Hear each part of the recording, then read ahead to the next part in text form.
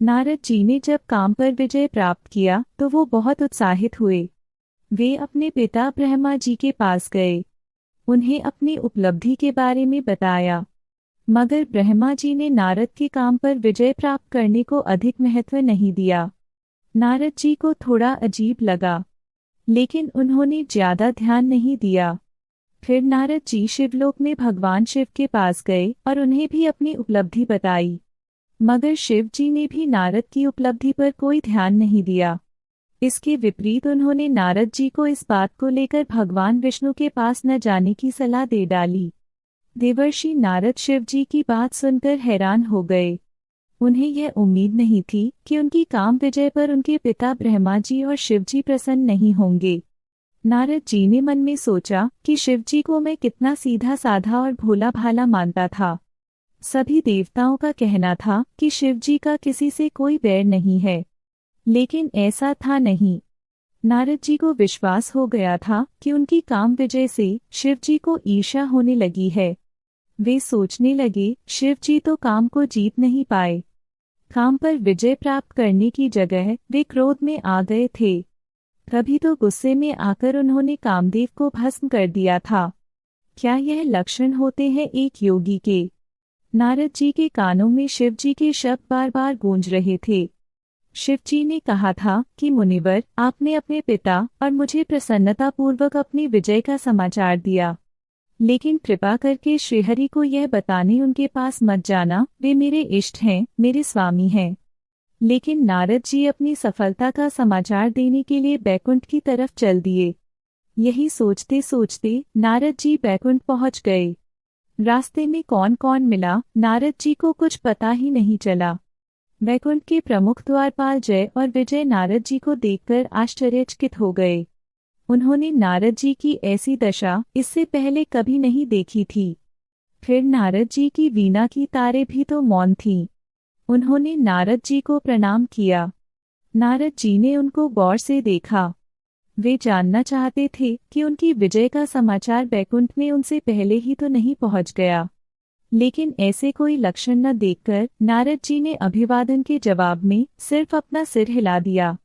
यह अभिवादन की परंपरा के विरुद्ध था।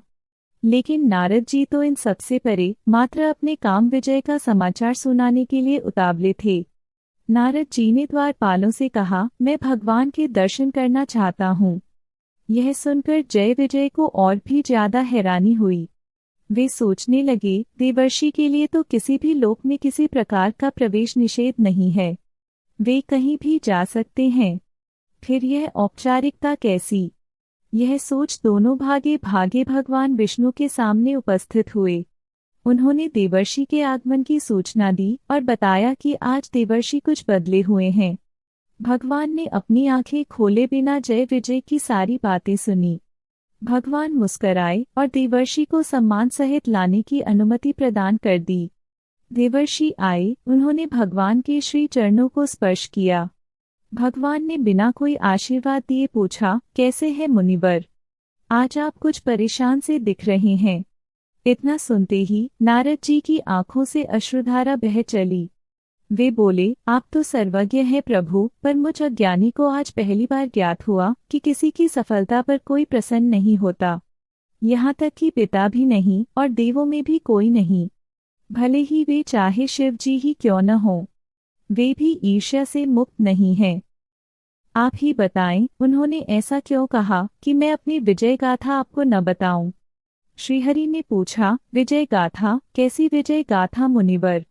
नारद जी बोले, हाँ भगवन, विजय गाथा, जिस पर आज तक कोई विजय प्राप्त नहीं कर पाया। मैंने उस कामदेव को परास्त कर दिया। उसने हारने के बाद मेरे पैरों में गिरकर मुझसे क्षमा मांगी। श्रीहरि ने मुस्कुराते हुए पूछा, लेकिन मुनिवर, आप तो ब्रह्मचारी हैं, आपने विवाह नहीं किया, तो क्या काम पर आपने पहले विजय नहीं पाई थी? श्रीहरि की बात सुनकर महालक्ष्मी भी मुस्कुराने लगी। नारद जी के पास श्रीहरि के इस प्रश्न का कोई उत्तर नहीं था। फिर श्रीहरि बोले, मुनिवर, आप तो सहज रूप से काम से परे हैं। उस पर विजय की बात सोच स्वयं को अपने स्वरूप से नीचे क्यों गिराते हैं? विजय पराजय से परे जनहित का कार्य करो। यही एक सच्चे भक्त की पहचान होती है। यह सुनकर नारद जी का मुख आंसुओं से धुल चुका था। ऐसा क्यों हुआ था, इसे तो श्रीहरि ही जानते थे। महालक्ष्मी ने अपना स्नेह भरा हाथ देवर्षि के माथे पर रखा। नारद कुछ सहज हुए। उन्होंने श्रीहरि को प्रणाम किया। श्रीहरि ने आशीर्वाद दिया और बोले, आप जो चाहते हैं उसे प्राप्त करें। नारद के मुख से निकला, भक्ति दे भगवन, अपनी भक्ति दे। समय गुजरा। एक दिन पृथ्वीलोक में विचरते हुए नारद जी की नज़र समुद्र के किनारे बसे एक सुंदर नगर पर पड़ी। नारद जी ने उस नगर में प्रवेश किया। राजमहल के प्रवेश द्वार पर नारद जी का सभी ने अभिवादन किया। महाराज को देवर्षि के आगमन का समाचार मिला। वे महारानी के साथ अगवानी करने आ पहुँचे। महाराज ने उनको प्रणाम करते हुए बोला, आपका मायानगरी में स्वागत है। वेदों का पाठ आरंभ हो गया। देवर्षि नारद जी आश्चर्यचकित थे। उन्हें लगा जैसे सब कुछ पूर्व नियोजित था। लेकिन देवर्षि इस समय विचारों की उलझन में नहीं उलझना चाहते थे। उन्हें बस इतना पता चल गया था कि उस नगर का नाम मायानगरी था। मन ही मन वह यह भी सोच रहे थे कि नगर की भव्यता के हिसाब से मायानगरी नाम सार्थक ही है। देवर्षि राजभवन में पहुंच चुके थे। वे राजसिंहासन पर आसीन थे। समूचा राजपरिवार देवर्षि के चरणंग में बैठा था। महाराज ने महारानी के कानों में कुछ कहा। महारानी प्रणाम कर वहां से उठी और महल की ओर चल दी। थोड़ी देर बाद देवर्षि उठ खड़े हुए, बोले, राजन, मैं अब चलता हूँ। अभी देवर्षि कुछ कहते कि सामने से आती सौंदर्य की साक्षात प्रतिमा को देखकर स्तब्ध रह गए।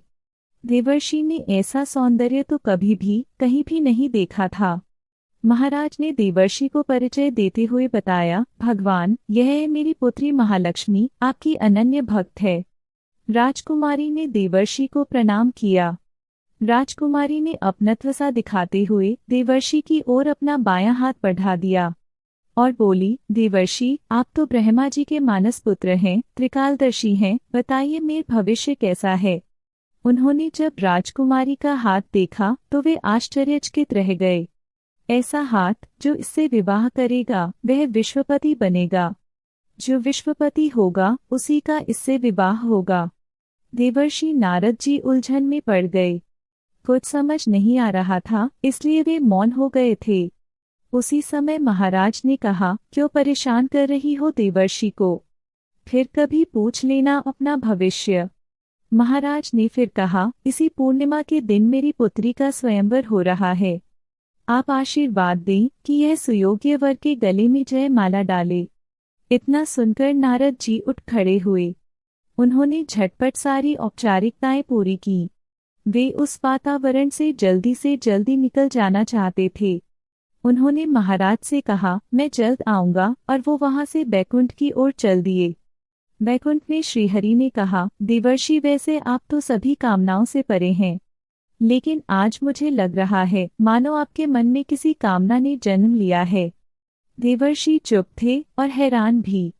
उन्हें विश्वास हो गया था कि उनकी लक्ष्य प्राप्ति के सभी साधन सहज रूप से एकत्रित होते जा रहे हैं।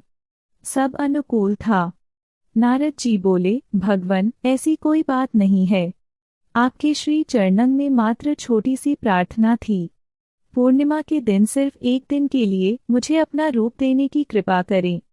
श्रीहरि बोले, और मैं किस रूप में रहूं? नारद जी ने कहा, आप तो कोई भी रूप ले सकते हैं भगवान। नारद जी उतावले हो रहे थे। उन्हें डर था कि कहीं श्रीहरि उन्हें मना न कर दें। श्रीहरि बोले, ठीक है, पूर्णिमा को हरिरूप आपका हो जाएगा। नारद जी ने सोचा कि श्रीहरि कहीं छल तो नहीं कर रहे हैं। श्रीहरि ने नारद जी के मन को भांप लिया। वे बोले, देवर्षि, परेशान न हो, संतों से छल मेरी मर्यादा नहीं है। मैं तो भक्तों का धर्म रक्षक हूँ। पूर्णिमा के दिन मायानगरी सजी हुई थी। नगर में राजकुमारों का तांता लगा हुआ था। एक से एक सुंदर, एक से एक महारथी। महालक्ष्मी के पास भी सभी के गुण दोषों की जानकारी पहुंच चुकी थी। दरबार सजा गया था। राजकुमार अपने अपने आसनों पर आसीन थे। महाराज ने अपनी पुत्री के स्वयंवर की घोषणा की। आप सभी का इस सभा और पावन आयोजन में स्वागत है। आप सभी गुण संपन्न हैं, मेरी दृष्टि में समान हैं। मेरी पुत्री महालक्ष्मी, जिसके भी गले में वरमाला डालेगी, वही इस माया नगरी का जमाई होगा। महाराज का यह वक्तव्य समाप्त ही हुआ था कि शहनाइयां गूंज उठीं। महालक्ष्मी अपनी सखियों के साथ दरबार में प्रवेश हुई। शालीनता और सौम्यता की साक्षात प्रतिमा दिव्य अलौकिक तेज से सभी को मंत्रमुग्ध करती हुई चली जा रही थी। जिसके सामने से गुजर जाती वह निराशा की हो जाता। तभी विष्णु का रूप लिए नारद जी ने दरबार में प्रवेश किया। उसे देखकर राजकुमारी खिल उठी। अभी वह आसन पर बैठा भी नहीं था कि राजकुमारी ने उसके गले में वरमाला डाल दी। तभी एक सैनिक ने नारद जी पर व्यंग कसा। वो बोला, दर्पण में अपना मुंह तो देखिए। हमें तो इस बात पर आश्चर्य है कि आपको इस सभा में द्वारपालों ने आने कैसे दिया। यह सुनकर नारद की आंखों से क्रोध की ज्वाला फूटने लगी। सैनिक घबरा गए। फिर भी साहस करके एक सैनिक ने उन्हें दर्पण थमा दिया। जब नारद जी की दृष्टि दर्पण पर पड़ी तो वे आश्चर्यचकित रह गए। उनकी मुखाकृति तो वानर की थी। नारद आपे से बाहर हो गए। इतना बड़ा छल, अपमान! वे तुरंत ही बैकुंठ की ओर चल दिए। अभी थोड़ी दूर ही गए होंगे कि श्रीहरि का रथ दिखाई दिया। रथ के पास पहुंचकर नारद जी ने जो देखा उस पर उन्हें विश्वास नहीं हुआ। श्रीहरि के साथ राजकुमारी महालक्ष्मी थी। नारद जी बोले, यह क्या भगवान, आपने मुझसे, अपने भक्त से घात किया है। मैं आपको श्राप देता हूँ कि जैसे मैं स्त्री न मिलने के कारण दुखी हुआ, वैसे ही आप भी पत्नी दुखते पीड़ित रहेंगे। श्रीहरि मुस्कराए और बोले, मुनिवर, आपका कथन मुझे स्वीकार है। मैं पत्नी दुख सह लूंगा, लेकिन मुझसे यह नहीं सहा जाएगा कि मेरा भक्त अपने मार्ग से विमुख हो जाए। अब आपको यह बात समझ आ गई होगी कि आपके पिता ने और सदाशिव ने मुझे काम विजय का समाचार देने से क्यों मना किया था। श्रीहरि के ये शब्द सुनकर देवर्षि की आंखों से माया और अहंकार का पर्दा हट गया था। वे राजकुमारी से नजरें चुरा रहे थे। तभी माँ लक्ष्मी की आवाज सुनाई दी, वत्स, माता पिता के लिए संतान का हित सर्वोपरि है। उनका कार्य है संतान को सही मार्ग पर लाना।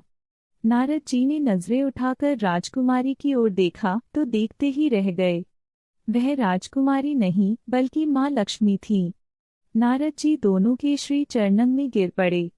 कहा जाता है कि नारद जी के श्राप के कारण विष्णु जी ने रामावतार के समय सीता के विरह में जंगल जंगल भटके, यहाँ तक कि उन्हें अंत में सीता को वन में छोड़ना पड़ा।